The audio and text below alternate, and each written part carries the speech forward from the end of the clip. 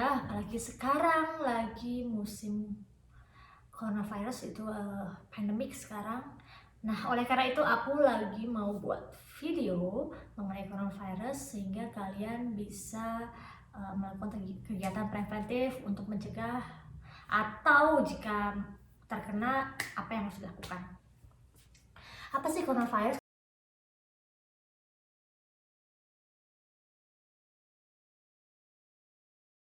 Coronavirus itu adalah sebuah nama virus, sebuah perkumpulan keluarga. Anggapan kalau di Indonesia itu marganya. Itu dari virus MERS atau SARS. Nah, yang lagi merebak sekarang ini namanya adalah COVID-19. Jadi COVID-19 itu yang sedang boomingnya pandemik sekarang karena belum ada vaksin, belum ada obat untuk menyembuhkannya.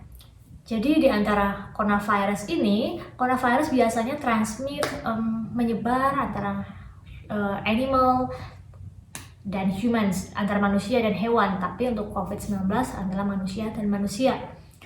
Jadi kalau misalnya kalian bersin atau batuk, itu ada partikel kecil yang menyebar yang bisa dihirup orang lain dan akhirnya orang lain itu terkena efeknya atau coronavirus itu. Tapi jangan nggak masalah kalau misalnya kalian bersentuhan. Sebenarnya sentuhan itu coronavirus nggak nyebar dari kulit ke kulit. Kenapa kita menghindari untuk salaman atau bersentuhan dengan orang lain? Intinya adalah kalau misalnya orang yang terkena coronavirus itu tangannya kotor atau misalnya dia habis bersin, dia nggak pakai tangan, terus kalian salaman juga nggak cuci pakai sanitizer, sentuh kucek-kucek mata atau sentuh hidung atau mulut, itu bisa masuk. Itu kenapa dianjurkan untuk menghindari salaman.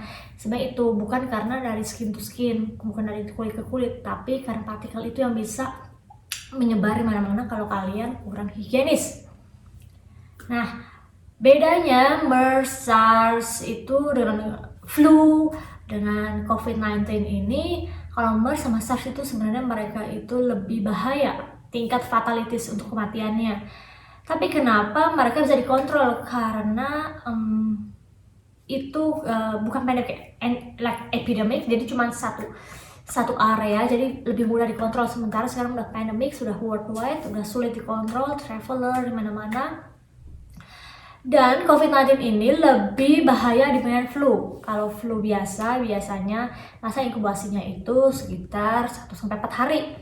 Kalau COVID-19 ini 4-14 hari masa inkubasinya. Makanya kenapa dianjurkan untuk tinggal di rumah aja. Gitu. Terus apa sih gejala-gejalanya? Misalnya kalian habis kena kontak dengan orang yang ada pergian dari luar negeri, atau kalian sendiri habis travel kemana ke luar negeri, atau mungkin karena virusnya udah masuk ke Indonesia atau menyebar, kalian juga nggak tahu kalian berkontakan dengan siapa, atau kalian habis mengunjungi tempat keramaian dan banyak bersentuhan dengan orang-orang.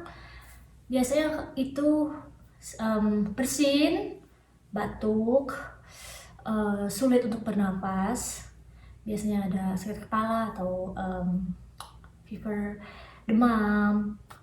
Nah, kalau kalian punya gejala-gejala kayak gitu, sebaiknya kalian menghubungi pihak kesehatan untuk dilakukan tes.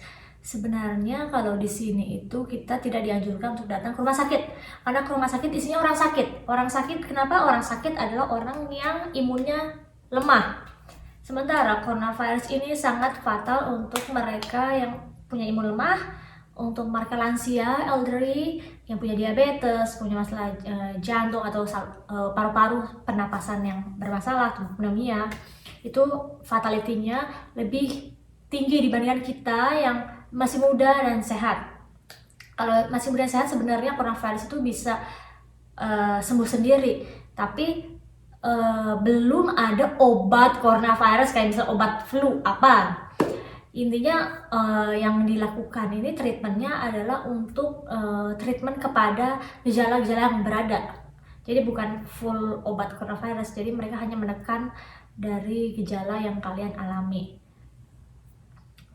Nah, kalau kita sehat ya, sebenarnya kalau kita inkubasi, ambil mengkonsumsi obat-obat yang sesuai dengan gejala kita, kita bisa sembuh sendiri. Masalahnya kalau yang faktor resiko yang orang tua, orang ada masalah imunnya rendah, imunnya lemah. Nah, dari simptom-simptom itu, kalau di sini itu ada hotline call. Jadi kita harus hubungi nomor itu, mereka akan kirim tim untuk ngecek dan tes kita. Sepertinya di Indonesia sudah mulai membuka hotline, tapi belum semuanya. Semoga diadakan ya, masa posko khusus atau hotline khusus. Jadi mereka nggak ke rumah sakit, kesian dong rumah sakit, orang-orang yang udah imunnya rendah di situ dikasih virus, kalian datang, wah nanti lebih chaos fatalitasnya di sana. Tuh. Terus apa yang harus dilakukan untuk mencegah? Yaitu kalau bisa cancel, kalau ada janjian pertemuan apa, seminar atau apa di cancel. Kalau mau travel keluarga ditunda dulu. Kalau misalnya ada reunian juga nanti dulu aja. Terus jaga kesehatan imunitas dengan konsumsi vitamin atau olahraga teratur, makan makanan yang bergizi. Juga kalian jaga kebersihan, cuci tangan teratur, kalau baju udah ganti atau terpapar dari yang public space langsung dicuci. Peralatan kayak yang sering kalian pegang kayak handphone atau kunci atau remote atau apa, kalau bisa dibersihkan reguler. Kalau aku di sini ada kayak tisu buat disinfektan nih kayak gini. Kalau aku biasanya bersihin HP, diambil satu, karena HP ini barang yang paling sering kita pegang kan. Bersihin semuanya, dibuka casingnya juga, bukan casingnya, pelindungnya.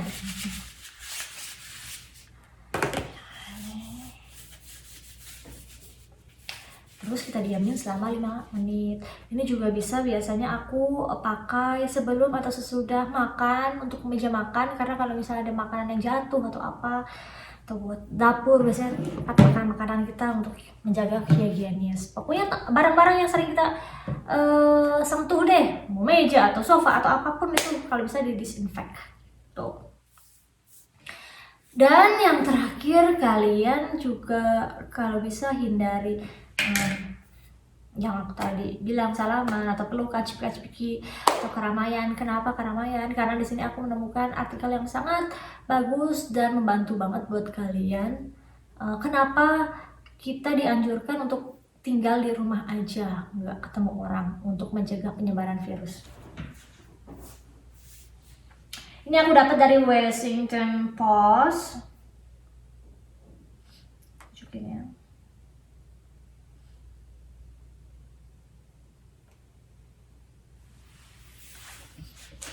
Jadi di sini ada yang disebut dengan flattening the curve. Itu gimana kita bisa bikin kurva menjadi rata, flat, nggak menonjol.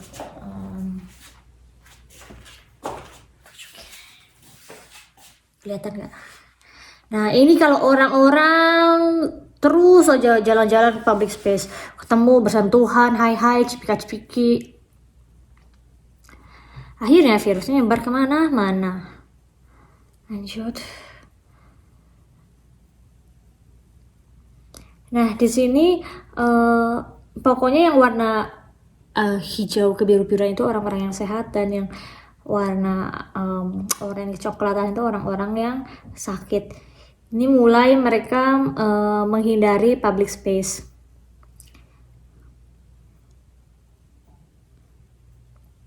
Nah, ini social distancing untuk mereka yang mau ketemuan ke teman, ya memang kelihatannya kita nggak ramah atau menjauh dari teman ya, ini kan buat kesehatan ya. Nih partikelnya atau virusnya itu penyebarannya semakin rendah. Lihat, ini lebih banyak orang sehat dibandingkan orang yang sakit kan. Nah itulah, nah ini kalau lockdown, kalau misalnya lockdown terpaksa pemerintah harus lockdown jadi stay di rumah, lihat yang jalan ya paling public health atau yang penting-penting aja polisi yang jalan-jalan. Kita semua di dalam rumah, lihat penyebaran virusnya semakin berkurang. Jadi yang tadinya seperti ini kurvanya lama-lama menjadi flat. Dan kalau semakin sedikit, yang kurva paling atas, kita lihat nih, orang-orang yang sakit bisa dikontrol sama petugas kesehatan. Kalau misalnya overload, petugas kesehatannya juga nggak bisa kontrol, ya mau nggak mau nanti lebih chaos lagi. Jadi itu juga kita membantu petugas kesehatan untuk bisa menangani kasus ini, karena kalau overload yang ada tingkat kematiannya lebih banyak. Jadi mereka udah nggak bisa lagi ke rumah sakit atau udah nggak ada penanganan, mereka lebih mudah untuk tidak bisa disembuhkan atau meninggal gitu. Terus ada lagi yang harus kalian pahami sebelum chaos. Kalau bisa kalian udah mulai stock up makanan.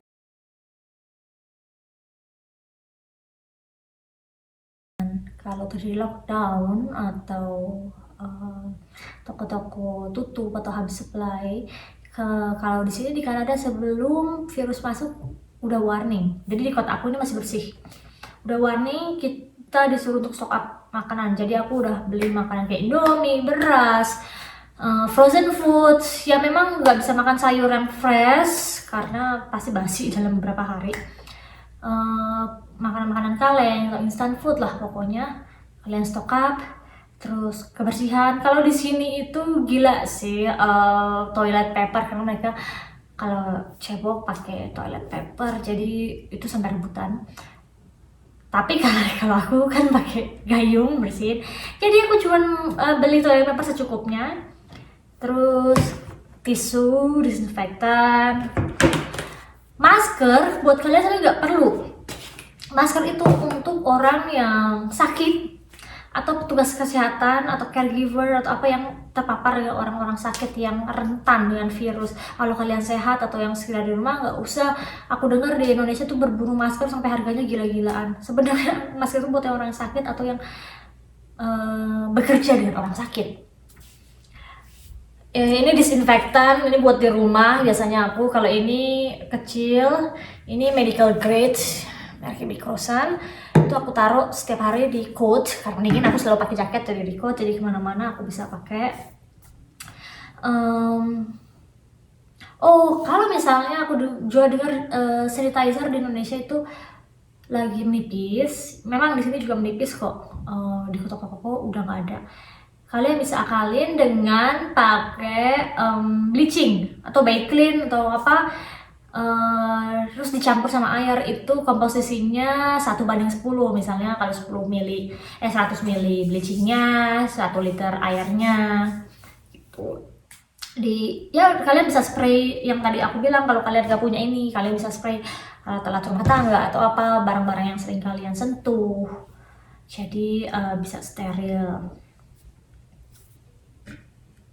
Terus aku juga mau ngasih tahu gimana caranya cuci tangan yang benar, karena sebenarnya disinfektan kayak aku itu agak sensitif skinnya, jadi kadang merah atau kering gitu karena terlalu banyak disinfektan. Jadi aku lebih suka kalau lagi di rumah atau lagi nggak di luar, aku sebisa mungkin cuci tangan pakai sabun, karena itu lebih nyaman aja dan lebih bagus. Jadi kalian juga nggak perlu panik kalau nggak punya sanitizer. Kalian bisa cukup dengan cuci tangan dengan sabun rutin seperti video yang akan aku kasih ke kalian gitu.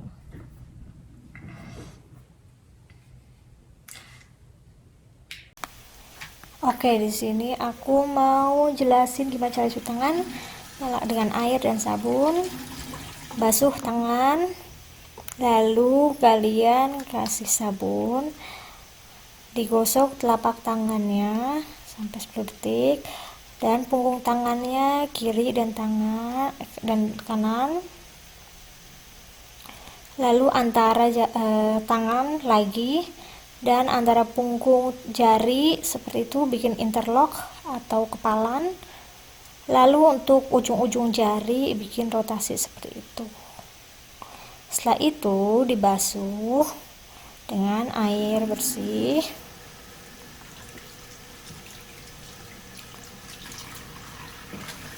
Lalu dilap dengan tisu dan gunakan tisu itu untuk menutup keran air.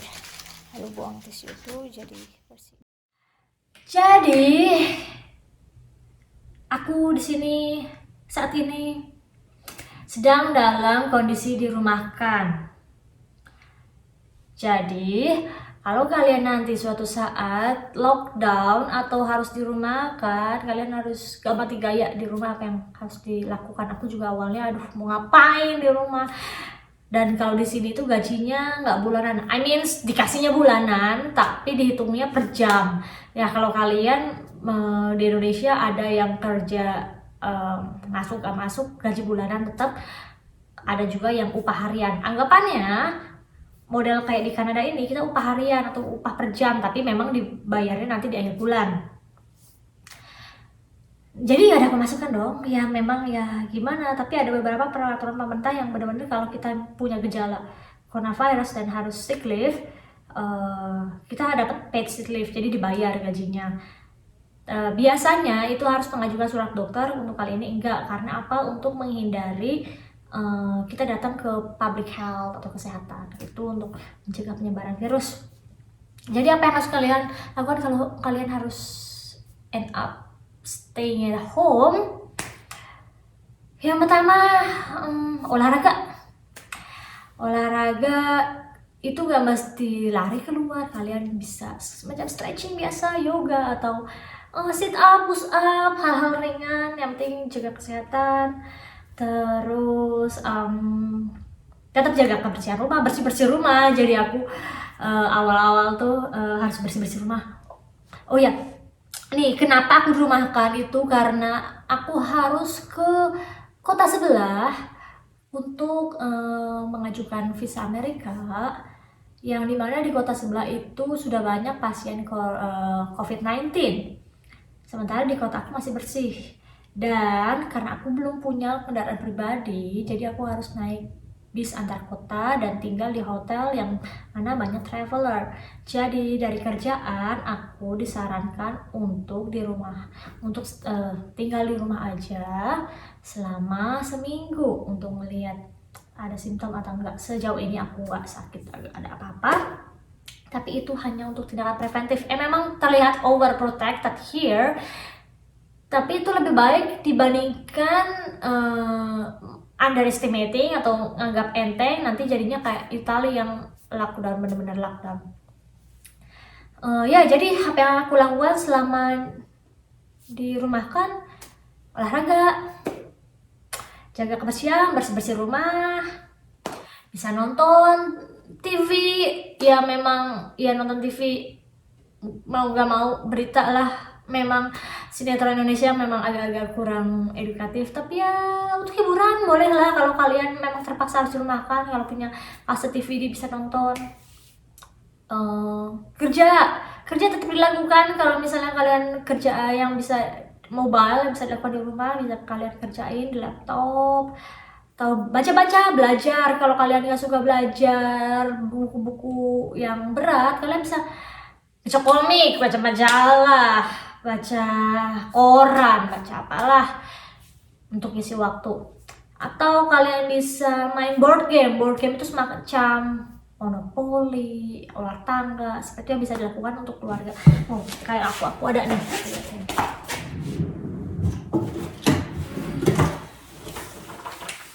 Nih kalau aku punya nih, jadi satu ginian ada 8 mainan. Jadi bisa kalau bosan di rumah.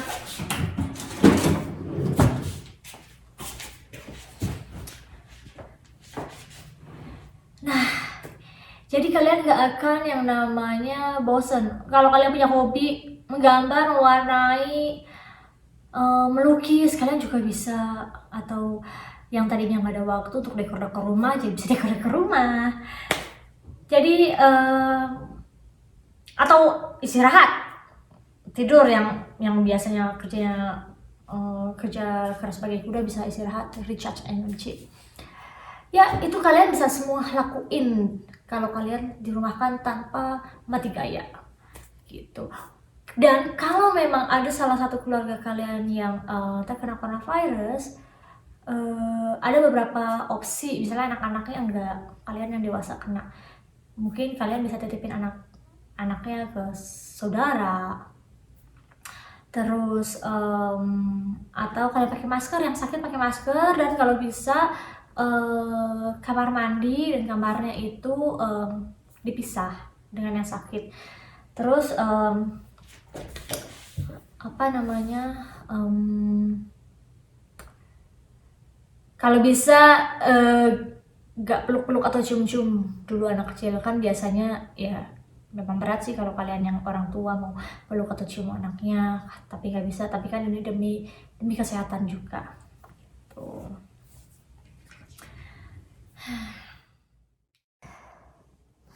Masih di rumah aja karena dirumahkan gara-gara corona. Jadi makan tidur nonton, bersih-bersih, nyapu, nggak nyapu sih, vakum, ngepel, bentar lagi mau laundry sama masak. Ya.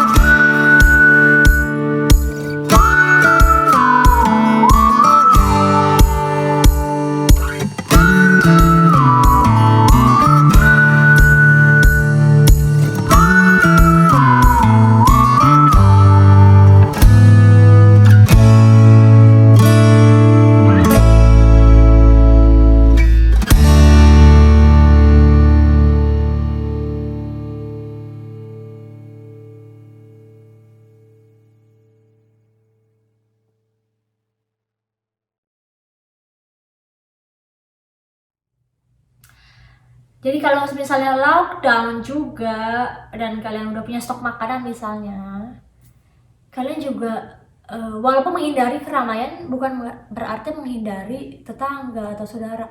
Telepon, gimana kabarnya? Kalau misalnya mereka nggak ada stok, disinilah momen dimana kita bisa berbagi, saling tolong menolong. Misalnya mereka nggak ada stok, ya kita kasih. Kan kita nggak mau kalau kita safe, kita aman dari COVID-19, tapi ada saudara atau tetangga kita yang malah mati kelaparan. Kita nggak mau dong kayak gitu. Jadi semua itu harus saling kompak, membantu.